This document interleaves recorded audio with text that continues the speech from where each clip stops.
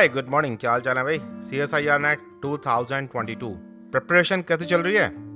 चलिए इस प्रिपरेशन को थोड़ा सा और पॉलिश मारते हैं। PYQ RNA स्प्लाइसिंग को लेकर के टेलर्स जानते हो इनको।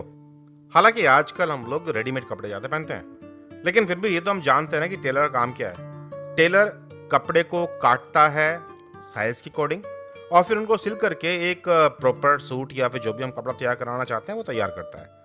क्या हमारी सेल में ऐसा नहीं होता भाई। हमारी सेल में भी एक RNA स्प्लाइसिंग नाम की प्रोसेस है, जहां पर वो दर्जियों वाला ही काम होता है।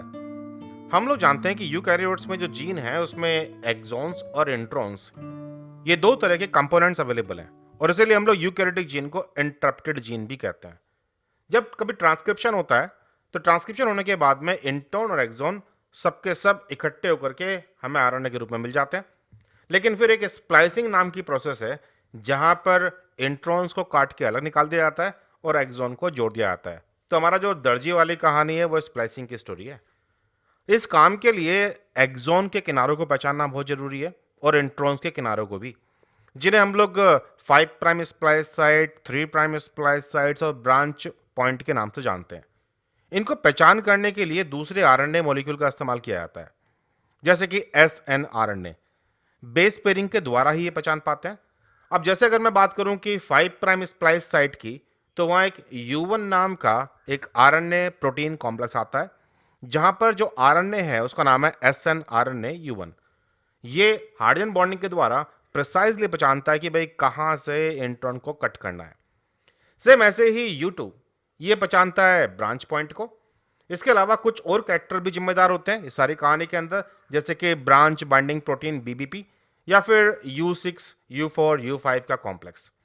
ओवरऑल प्रोसेस इस तरह की है कि सबसे पहले जो भी आपका इंट्रॉन है उसके किनारों को पहचाना जाता है by the help of U1, U2 AF65 35 और BBP। BBP खास तौर से ब्रांच को पहचानता है। अब U2 आएगा, U1 ने तो पहचान लेता 5' स्प्लाइस साइट को, U2 पहचान लेता है ब्रांच वाली साइट को, अगेन हाइड्रोजन बॉन्डिंग करके by the help of its own RNA। और अब आता है main assembly U6, U4, U5 की, और ये सब जुड़ करके एक स्प्लाइसोसोम बनाते हैं और इस तरीके से इंट्रॉन्स को पहचान करके काट के बाहर निकाल दिया जाता है। ये स्प्लाइसिंग का एक ओवरव्यू था, अगर मैं मैसेंजर RNA की स्प्लाइसिंग की बात करूं तो। लेकिन असल में स्प्लाइसिंग बहुत तरह की होती है, क्योंकि इंट्रॉन्स बहुत तरह के हैं। न्यूक्लियर प्री मैसेंजर RNA में भी दो तरह के कम से कम इंट्रॉन पाए जाते हैं, जिनमें से एक को बोलते हैं माइनर और एक को बोलते हैं मेजर। जिनमें से मेजर इंट्रॉन सीक्वेंस उनको बोला जाता है जो ज्यादातर मैसेंजर RNA पाए जाएंगे। इन्हें हम लोग प्री इन्हें हम लोग nuclear pre messenger RNA introns कहते हैं। इसके साथ ही ग्रुप सेकंड इंट्रॉन्स और ग्रुप 1 इंट्रॉन्स, ट्विन इंट्रॉन्स, कई तरह के इंट्रॉन्स होते हैं। जैसे कि ग्रुप सेकंड इंट्रॉन जो है ये रेयर मिलेगा सम यूकैरियोटिक जीन्स जो ऑर्गेनल्स के अंदर पाई जाती हैं और कुछ प्रोकैरियोट्स में भी। और ग्रुप 1 इंट्रॉन भी रेयर है, न्यूक्लियर RNA, राइबोसोमल RNA वाली जो जीन्स होती हैं उनमें मिलता है मुझे, ऑर्गेनल्स के जीन में और कुछ प्रोकैरियोटिक जीन में। मैकेनिज्म में अगर हम बात करें न्यूक्लियर प्री मैसेंजर RNA की, जो आप स्प्लाइसिंग सबसे कॉमनली पढ़ते हो वो यही वाली है। इसमें 2 ट्रांस एस्टरिफिकेशन रिएक्शन है, ब्रांच पॉइंट पर A है। सेम ऐसे ही हमारा ग्रुप सेकंड भी ये काम करता है और ग्रुप 1 इंट्रॉन्स भी 2 ट्रांस एस्टरिफिकेशन रिएक्शन के द्वारा ही काम करेंगे, जहां पर 2 बार एस्टर बॉन्ड बनाए जाएंगे। यहां ब्रांच पॉइंट पर G अवेलेबल है। अब बात आई कैटालिटिक मशीनरी की। तो न्यूक्लियर प्री मैसेंजर RNA के इंट्रॉन्स को निकालने के लिए मेजर या माइनर स्प्लाइसोसोम्स होते हैं, डिपेंडिंग कि हम कौन से वाले इंट्रॉन को कट करना चाहते हैं, मेजर इंट्रॉन को या माइनर को। लेकिन जब हम बात करते हैं ग्रुप सेकंड इंट्रॉन के ग्रुप 1 की, तो भाई यहां पर RNA एंजाइम के रूप में काम आता है और ये इंट्रॉन का ही पार्ट है। इंट्रॉन अपने आप को फोल्ड करता है, मत भूलिए ये RNA, और फोल्ड करने के बाद में एक 3 डायमेंशनल स्ट्रक्चर लेगा और ये एंजाइमेटिकली बिहेव करता है। तो असल में ये एक राइबोजाइम है, सेल्फ स्प्लाइसिंग का मैकेनिज्म। अलग से कोई मुझे प्रोटीन कंपोनेंट नहीं चाहिए होते। तो अगर हम लोग ओवरऑल देखें तो प्री मैसेंजर RNA स्प्लाइसोसोम में U2, U5, U4, U6 ये सब इन्वॉल्व होते हैं और फिर स्प्लाइसिंग करके आपके इंट्रॉन को निकाल देंगे। जबकि ग्रुप सेकंड में और ग्रुप 1 में सेल्फ स्प्लाइसिंग होती है, जहां इंट्रॉन ही खुद को काट के बाहर निकालता है एंजाइमेटिक मैकेनिज्म के द्वारा। अब अगर मैं कहूं कि स्प्लाइसिंग के टाइप कितने होते हैं, तो भाई एक तो है सिस स्प्लाइसिंग और एक है ट्रांस, और इसके अलावा एक अल्टरनेटिव स्प्लाइसिंग भी होती है। अब जैसे कि यहाँ हम जो इंट्रॉन्स देख रहे हैं, ये इंट्रॉन्स आरएनए का पार्ट है और जिस आरएनए के एक्सॉन्स आपस में जुड़ेंगे उसी का इंट्रॉन बाहर निकाला जा रहा है। तो ये सब एग्जाम्पल हैं सिस इंट्रॉन स्प्लाइसिंग के। लेकिन जब हम ट्रांस की बात करते हैं तो ट्रांस में क्या है कि भाई दो अलग अलग आरएनए के मॉलिक्यूल आते हैं और एक आरएनए के मॉलिक्यूल का एक्सॉन काट करके दूसरे आरएनए के मॉलिक्यूल में जोड़ दिया जाता है। इसी को बोलते हैं हम लोग ट्रांस स्प्लाइसिंग। ट्रांस स्प्लाइसिंग मुझे देखने को मिलती है कुछ खास तरह के ऑर्गेनिज्म जैसे कि ट्राइपेनोसोमा।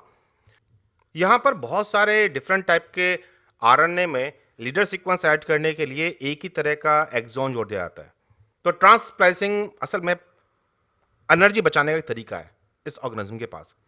जब मैं अल्टरनेट स्प्लाइसिंग की बात करता हूं तो भाई इसमें क्या होता है कि एक्सोन्स का जो ऑर्डर है 1 2 3 4 5 बिना इस ऑर्डर को चेंज करे स्प्लाइसिंग कई तरीके से होती है। हो सकता है कि केवल एक्सोन 1 2 3 5 आए साथ में या फिर 1 2 4 5 ऑर्डर चेंज नहीं कर रहे, लेकिन कुछ एक्सोन्स बीच में स्किप हो सकते हैं। नतीजा एक ही मैसेंजर आरएनए से more than one type of protein बन सकते हैं अलग अलग टिश्यूज के अंदर। चलिए अब इस वाली कहानी को लेकर के क्वेश्चन भी सॉल्व कर लेते हैं। क्वेश्चन ये कि which one of the snRNA given below base pairs with 5 prime splice site of free messenger RNA.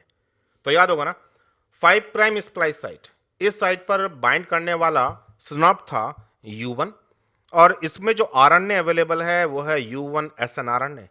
तो आंसर तो हो गया सीधा आपका ऑप्शन नंबर 1। इसके अलावा आपको यह भी याद रखना चाहिए कि U2 जो है ब्रांच पॉइंट को पहचानता है और जो मेन स्प्लाइसोम की असेंबली है उसमें U5 U6 U4 भी इन्वॉल्व होते हैं। और ये जरूर याद रखना है कि चीजों को पहचानने के लिए 5 प्राइम स्प्लाइस साइट को पहचानने के लिए ब्रांच पॉइंट को पहचानने के लिए हमेशा एसएनआरएनए आते हैं। एसएनआरएनए जो प्रोटीन के साथ जुड़ करके सिनाप्स बनाते हैं और इसी को हम लोग ये U1 U2 के नाम से जानते हैं। अगर मैं कहूंगा U1 तो इसका मतलब है उसमें U1 एसएनआरएनए है प्लस सम प्रोटीन्स। सिमिलरली अगर मैं बोलता हूं U2 तो वहां पे एसएनआरएनए है U2 plus more proteins. I hope इस छोटी सी जानकारी के अंदर भी कुछ ना कुछ और नई इंफॉर्मेशन तो मिल गई होगी। आई फ्लाई के CSIR नेट के कोर्सेज जो अवेलेबल हैं उनमें है मॉक एग्जाम्स जहां हम प्रैक्टिस करते हैं आने वाले एग्जाम की, यूनिट वाइज टेस्ट सीरीज, हर यूनिट के क्वेश्चन अलग और फिर इन क्वेश्चन को हम लोग पॉलिश करेंगे अपने यूनिट एग्जाम्स के रूप में।